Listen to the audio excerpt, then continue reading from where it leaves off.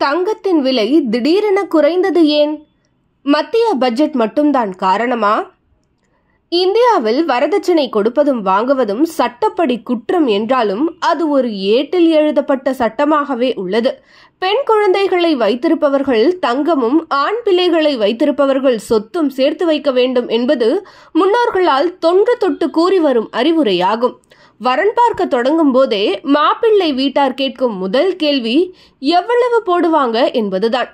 இங்கு எவ்வளவு என்பது எத்தனை சவரன் தங்க நகை என்பதையே குறிக்கும். இப்படி திருமண பேச்சு அடுத்த கட்டத்திற்கு நகர்வதற்கே தங்கம் முக்கிய காரணியாக இருக்கிறது.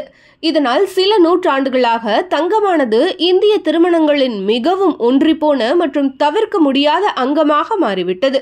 இந்தியா போன்ற நாடுகளில் ஏழை மற்றும் நடுத்தர மக்களின் சேமிப்பாக இருப்பது தங்கம் மட்டுமே. அதனால்தான் ஒரு பெண் புகுந்த வீட்டிற்கு செல்லும் போது பெற்றோர் தங்கள் மகளின் எதிர்காலத்திற்காக தங்கம் கொடுக்கிறார்கள்.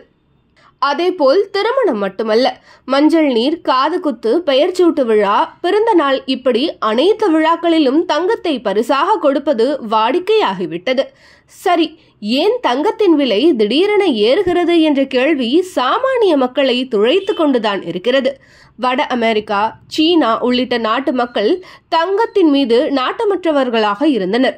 ஆனால் அவர்களும் இப்போது தங்கம் வாங்கி கையிருப்பு வைக்க தொடங்கியுள்ளதை காரணமாக கூறுகின்றனர் பொருளாதார நிபுணர்கள். அதோடு இதற்கு முன்பெல்லாம் முதலீட்டு வாய்ப்பாக பங்கு சந்தைகளை பார்த்து கொண்டிருந்த மக்கள் அங்கு சற்று அபாயம் இருப்பதை உணர்ந்து கடந்த 50-60 ஆண்டுகளாக ஏற்றத்தை மட்டுமே கண்டு வரும் தங்கத்தில் முதலீடு செய்ய தொடங்கியுள்ளனர்.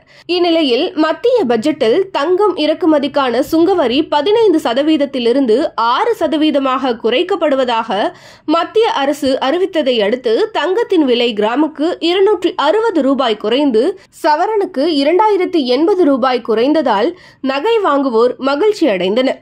இன்று ஒரு சவரன் தங்கம் 51,920 ரூபாய்க்கு விற்கப்படுகிறது.